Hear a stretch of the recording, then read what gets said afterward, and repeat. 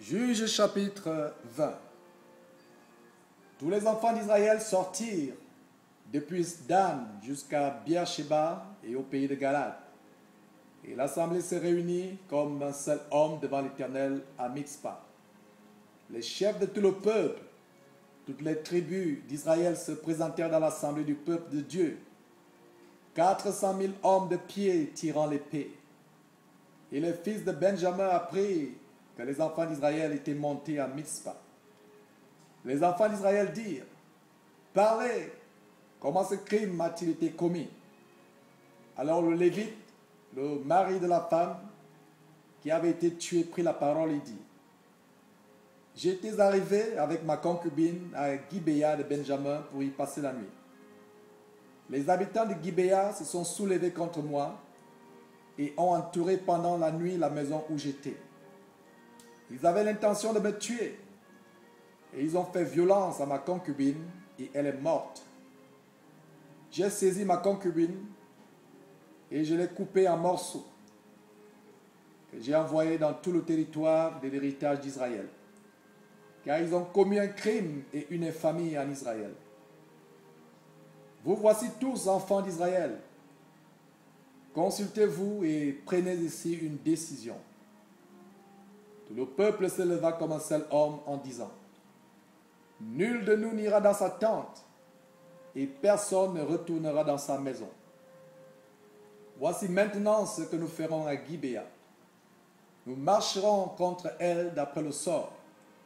Nous prendrons dans toutes les tribus d'Israël 10 hommes sur 100, 100 sur 1000 et 1000 sur 10 000. Ils iront chercher les vivres pour le peuple, afin qu'à leur retour, on traite Gibéa de Benjamin selon toutes les familles qu'elle a commises en Israël. Ainsi tous les hommes d'Israël s'assemblèrent contre la ville, unis comme un seul homme. Les tribus d'Israël envoyèrent des hommes vers toutes les familles de Benjamin pour dire: Qu'est-ce que ce crime qui s'est commis parmi vous? Livrez maintenant les gens pervers qui sont à Gibéa, afin que nous les fassions mourir et que nous ôtions le mal du milieu d'Israël. Mais les Benjamites ne voulurent point écouter la voix de leurs frères, les enfants d'Israël. Les Benjamites sortirent de la ville et s'assemblèrent à Gibéa pour combattre les enfants d'Israël. Le dénombrement que l'on fit en ce jour des Benjamites sortis des villes furent de 26 000 hommes tirant l'épée, sans compter les habitants de Gibéa, formant 700 hommes d'élite. Parmi tout le peuple, il y avait 700 hommes d'élite qui ne se servaient pas de la main droite.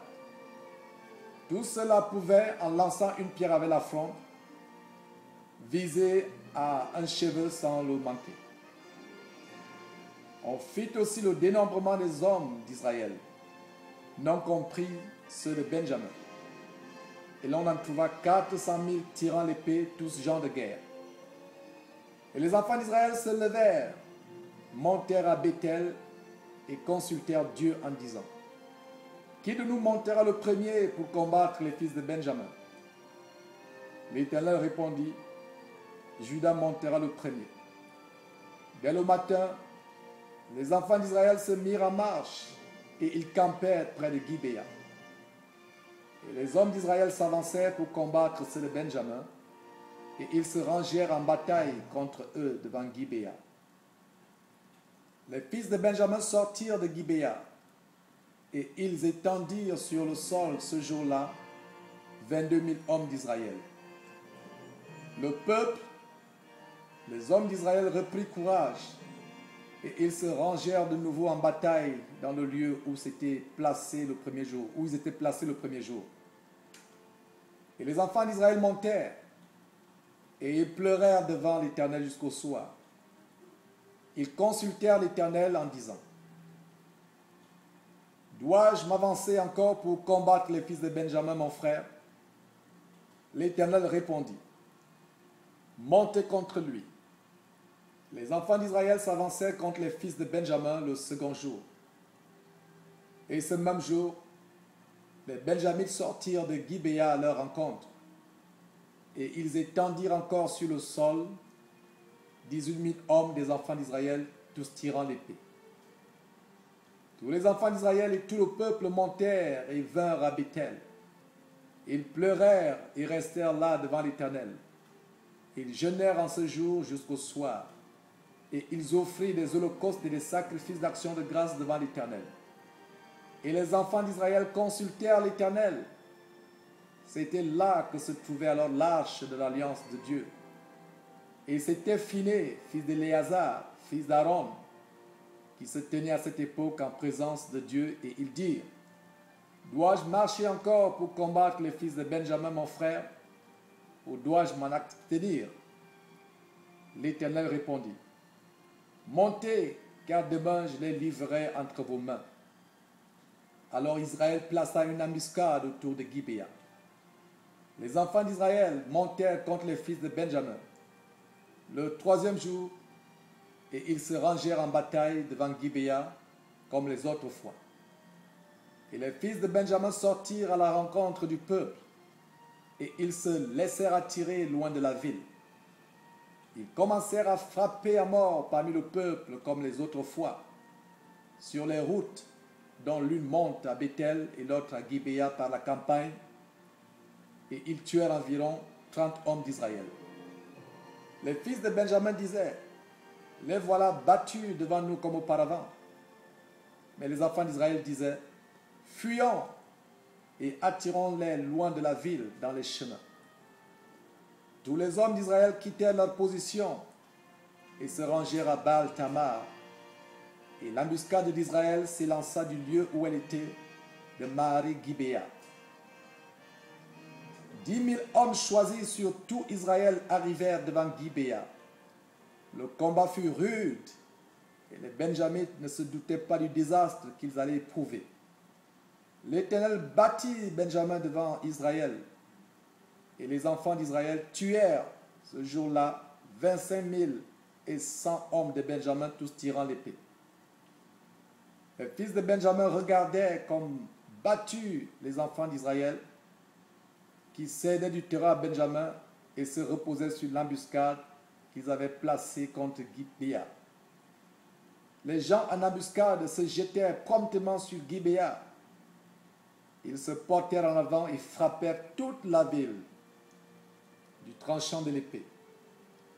Suivant un signal convenu avec les hommes d'Israël, ceux de l'embuscade devaient faire monter de la ville une épaisse fumée. Les hommes d'Israël firent alors volte-face dans la bataille.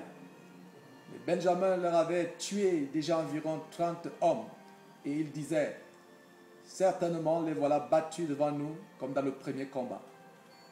Cependant, une épaisse colonne de fumée commençait à s'élever de la ville. Les Benjamites regardèrent derrière eux, et voici, de la ville entière, les flammes montaient vers le ciel.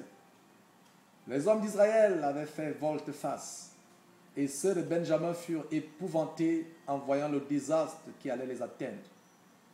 Ils tournèrent le dos devant les hommes d'Israël et s'enfuirent par le chemin du désert. Mais les assaillants s'attachèrent à leurs pas, et ils détruisirent pendant le trajet ce qui était sorti des villes. Ils enveloppèrent Benjamin, le poursuivirent, l'écrasèrent dès qu'il voulait se reposer, jusqu'en face de Gibéa, du côté du soleil levant. Il tomba 18 000 hommes de Benjamin, tous vaillants. Parmi ceux qui tournèrent le dos pour s'enfuir vers le désert au rocher de Rimon, les hommes d'Israël en firent périr 5 000 sur les routes.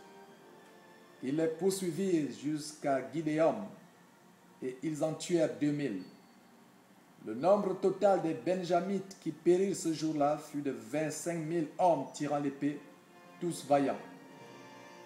600 hommes qui avaient tourné le dos et qui s'étaient enfuis vers le désert au rocher de Rimon demeurèrent là pendant 4 mois. Les hommes d'Israël revinrent vers les fils de Benjamin, et ils les frappèrent du tranchant de l'épée, depuis les hommes des villes jusqu'au bétail et tout ce que l'on trouva. Ils mirent aussi le feu à toutes les villes qui existaient.